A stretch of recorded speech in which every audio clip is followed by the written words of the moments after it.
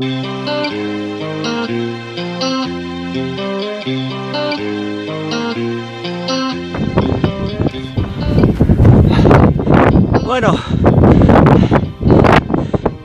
mitad de camino. Coronamos aquí el repetidor y vuelta. Oh, creo que llevo 2 horas, unos 14 kilómetros creo. Bueno,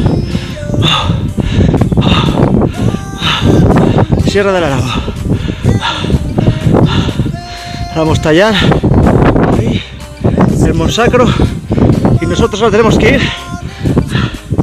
Creo que ese es el Llossorio, si no me equivoco. Parece que no, pero queda un tramo hasta allí. Y después, de aquí de Llossorio bajar para abajo hasta la Foz, que está ahí debajo.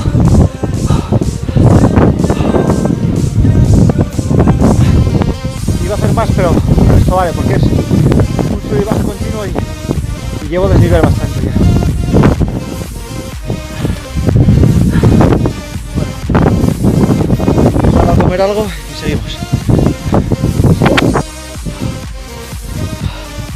Seguimos de vuelta. El Llossorio allí arriba. Esta rampa de atrás que se ve igual y llegamos al Llossorio. Vaya tela, esto es un sub y baja infernal, infernal. Seguimos.